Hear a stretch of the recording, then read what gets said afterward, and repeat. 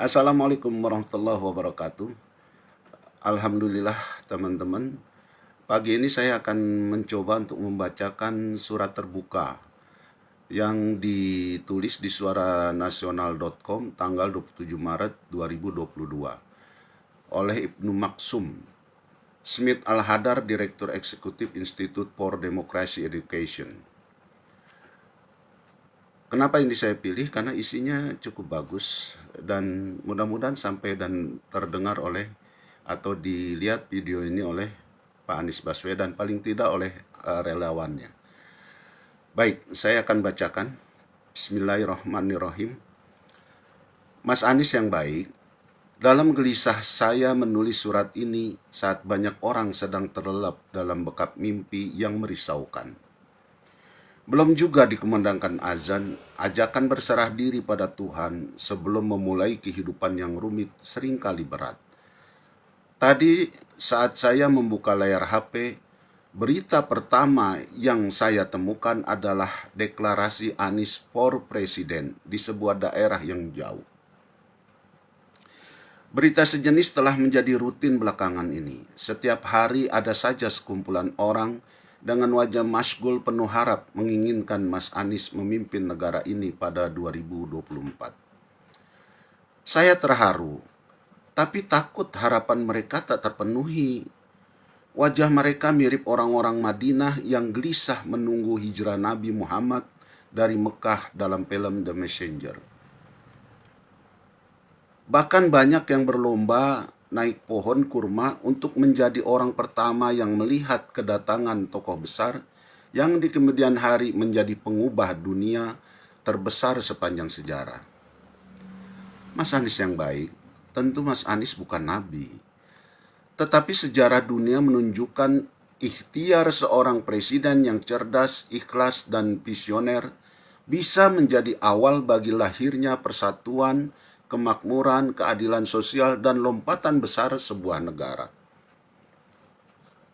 Presiden Amerika Serikat yang pertama, George Washington, adalah salah satu contohnya. Saya tak usah mengatakan ini, toh Mas Anies juga sudah lebih dari tahu. Yang ingin saya katakan, orang-orang yang mendeklarasikan Anies pro presiden yakin Mas Anies bisa menjadi salah satu presiden negarawan yang dapat mengurai berbagai masalah dan tantangan bangsa hari ini. Kasihan, kita sudah merdeka 77 tahun, tapi kesejahteraan dan keadilan masih jauh dari mereka. Mereka masih sama seperti rakyat Mesir yang membangun piramida atau rakyat Cina yang membangun tembok raksasa hanya untuk mengejar ambisi pribadi penguasa yang ingin terlihat perkasa tanpa peduli pada kesengsaraan rakyat. Menyedihkan bukan? Tapi bukan hanya itu.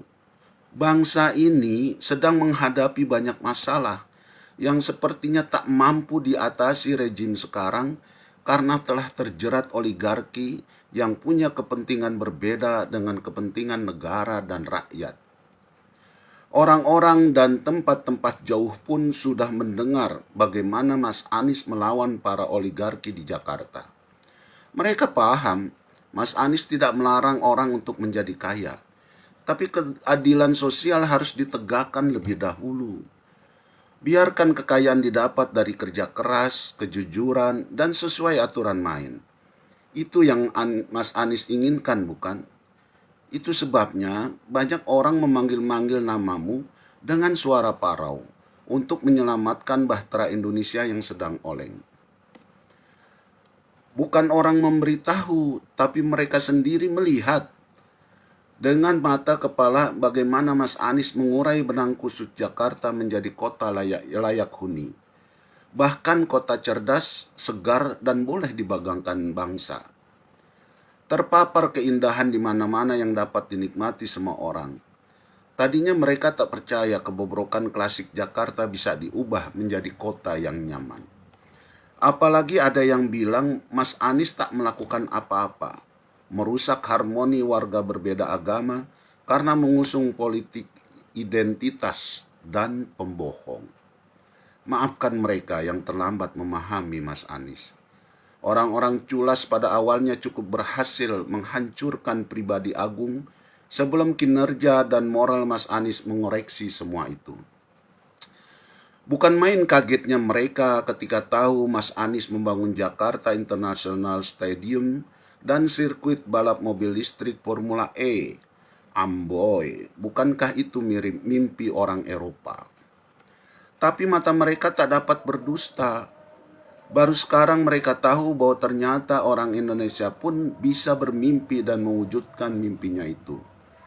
Mereka berterima kasih padamu, meskipun Mas Anies tak membutuhkannya. Ajaib, Mas Anies bilang itu hasil kolaborasi banyak pihak untuk membagi pujian publik pada banyak orang.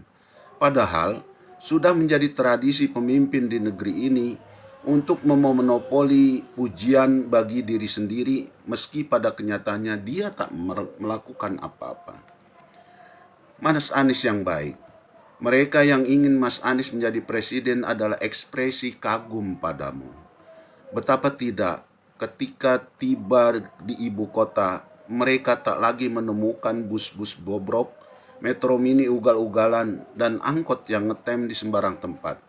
Padahal baru kemarin aib itu menjadi etalase ibu kota. Semuanya telah lenyap ke dalam sejarah usang Jakarta.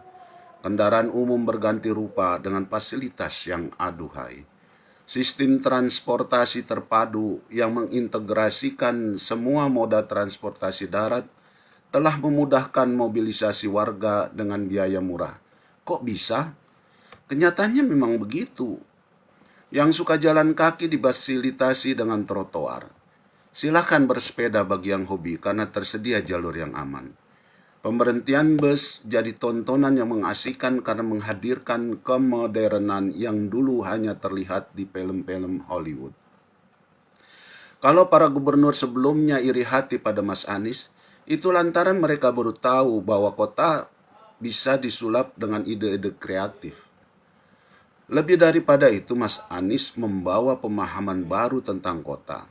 Bahwa kota adalah hunian yang memadukan kebutuhan fisik dan jiwa manusia untuk mendapatkan kenyamanan hidup maksimal yang pada gilirannya membuat manusia dari semua bakat dapat mengaktualisasi diri dan berinovasi untuk kebaikan bagi semua.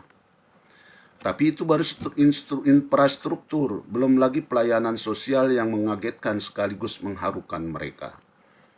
Kaum disabilitas, guru, siswa, fakir miskin, mereka yang tergusur, dan orang-orang yang berjasa bagi Jakarta dan negeri dipenuhi hak-hak mereka. Serentak mereka terkejut karena Mas Anies bilang ini hak mereka dan merupakan janji kemerdekaan yang harus dipenuhi pemimpin. Hak? Kami punya hak, mereka bertanya sambil berlinang air mata. Selama ini mereka tahu rakyat hanya punya kewajiban, bukan hak. Kewajiban mengabdi pada penguasa sejak zaman yang tak dapat diingat lagi. Bahkan mereka mengira menggusur rakyat miskin di bantaran Sungai Ciliwung tanpa kompensasi sudah merupakan takdir dari langit. Tiba-tiba saja Mas Anies bilang itu tidak benar. Terkejutlah mereka bukan kepalang. Belum lagi habis mereka bertanya apakah mereka tidak sedang bermimpi, Mas Anies telah menyodorkan kepada mereka hunian baru yang lebih manusiawi. Mulai hari itu beban hidup mereka terasa lebih ringan di bawah langit biru yang membentang sampai jauh. Syukuran pun mereka gelar sebagai terima kasih kepada Tuhan Maha Pemurah melalui perantaraanmu. Mas Anies yang baik, sebelum mendeklarasikan Anies for Presiden, telah lebih dulu mereka bergegas menemui para rohaniawan yang sedang berdoa bagi panjang umurmu. Mereka ingin mendapat konfirmasi apakah benar Mas Anies melayani keperluan rumah ibadah semua agama. Para pemuka tiap agama itu lalu naik ke mimbar dengan emosi yang membuncah. Dengan suara serak sambil terisak, mereka berkata, "Sebenarnya kami malu untuk menyampaikannya, tapi kebenaran tak bisa disembunyikan, seperti matahari di siang bolong. Memang benar, Anies telah membantu kami secara adil. Lihat, indahnya rumah ibadah kita hari